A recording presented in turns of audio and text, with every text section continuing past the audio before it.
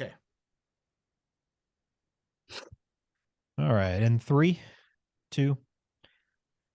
Well, glad to have you back on New York's Asset Protection Roundtable, a 3 pillars of protection program. We're opening up the mailbag today for Ted Alatsis over at the Alatsis Law Firm there in Brooklyn, New York. Should be a good show. We got a few different questions that came in, touching on a variety of estate planning topics. If you have a question for us, we'd love to hear from you as well. You can always call 718-233-2903. Ted, welcome in. How are you today? Good, Ben. How are you?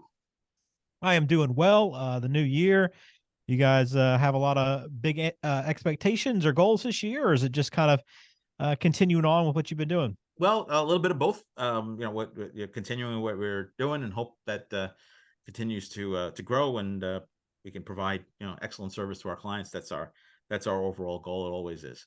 Yeah, no, and that's the reason why we do this podcast. It's all about educating you, and there's plenty of great resources online at alatsaslawfirm.com, videos and podcasts as well. If you have questions about anything in the estate planning world, start there. You might be able to find your answers there online. But if you want to call and follow up and maybe get some specific answers on your situation or start your estate plan, you can always do so by calling 718-233-2903. All right, we like to do this from time to time on the show, but the legalese of the day, just pulling out a term that you might come across when reading about or learning about estate planning, or maybe having a conversation with your advisor, or with your attorney. But full faith and credit clause. This is Article 4, Section 1 of the U.S. Constitution. I don't know much about this one, Ted, so I'm looking forward to learning today. I'm glad to hear that, Ben. So I'm not a constitutional scholar myself, but the full faith and credit clause is contained in Article 4 of the U.S. Constitution. It basically it says that every state must recognize the public acts and records, judicial proceedings of every other state. So if a law is valid, in the context of an estate plan, for example, if someone follows the laws of New York in terms of preparing their estate plan and it's executed in accordance with those laws and it's valid in New York for those reasons, then it's going to be valid in Alabama or Florida or Texas or anywhere else. But there are situations, I guess, though, that you do need to check on specific assets or specific parts of your estate plan, right? To That vary from state to state. that's correct. So while the state is required to recognize the validity of the document itself, it isn't necessarily required to um, recognize the validity of the terms and conditions within the document as it pertains to assets that may exist in that particular state, or with regards to some of the applicability of certain provisions. So it is important that when you move from one state to another, that not only are you evaluating whether what you have is valid from a procedural standpoint, you want to also make sure that from a substantive standpoint, it's going to be valid and recognized for what you want it to be recognized. Very good. So that's full faith and credit clause. A great little breakdown there for that. All right, let's jump into the mailbag. I got a few questions today.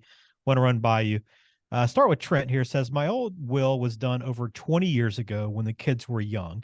It listed my parents as executors and guardians for my minor children, and all the money was to be given to the children.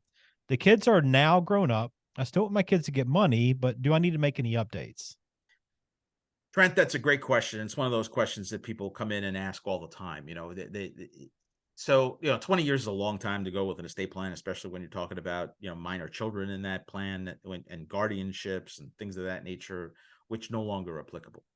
You certainly want to address the changes that have occurred in your family over time, and in 20 years, I'm sure there are other changes that perhaps have occurred that you haven't even realized or articulated in this mailbag question.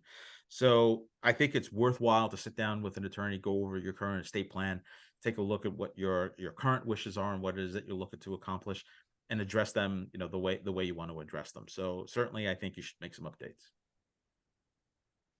Very good. And I point you to our last episode. We kind of went through some different scenarios when you might want to look into having updates done or adjustments made to your estate plan. So Trent, go back and check that one out as well if you haven't done so.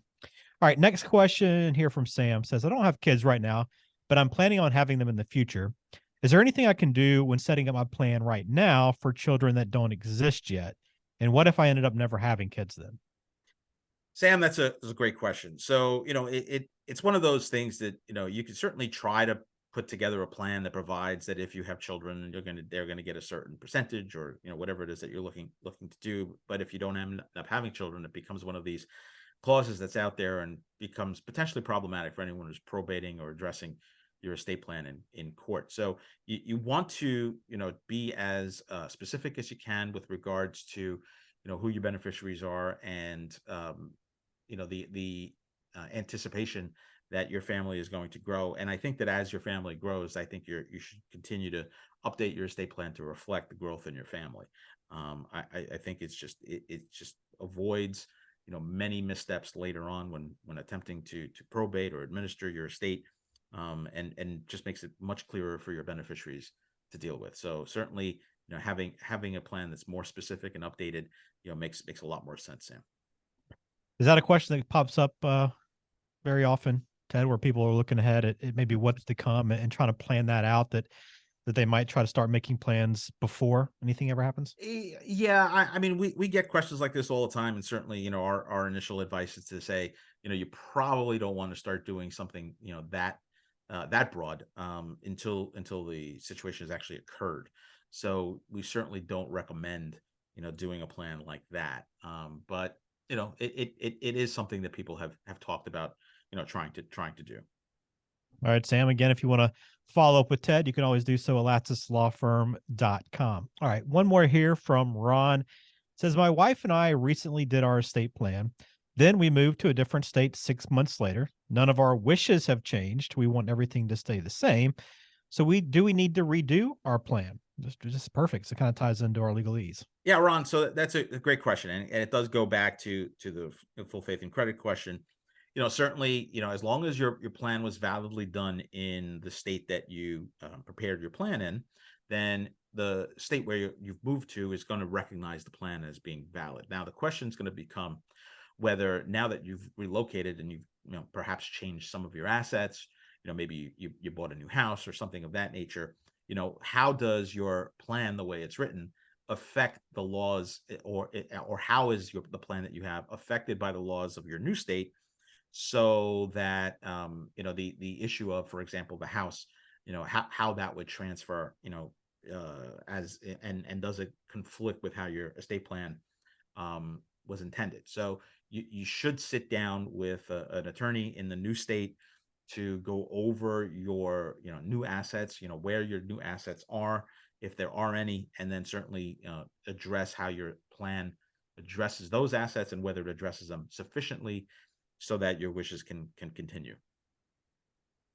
It's probably a good idea in general, Ted. At least I would think that whenever you do move, that you sit down, or at least ahead of time, get with your estate planning attorney that you're currently working with and have a relationship with, just to kind of figure that stuff out before, or right after, right? I mean, ignoring it completely is probably not a good idea. Absolutely. Absolutely. All right. Again, if you have questions for Ted, we'd love to hear from you. latticelawfirm.com. That is the website. You can send them in there. Also, make sure you go back through our past podcasts. We got a lot of great estate planning conversations. Maybe something that you have a question about, we can already answer through one of our past shows, but we always are excited to hear from you, and encourage you to call in and reach out with anything that's on your mind. 718-233-2903 is that number. And again, we'll try to feature a few more questions on future podcasts as well. So send them in to us. We'd love to hear from you. All right, Ted, that'll do it for us today here on New York's Asset Protection Roundtable. Look forward to talking to you again soon. Same here, Ben. Always great to talk to you. Thanks for listening. Please hit subscribe, and we will talk to you on our next episode. Take care.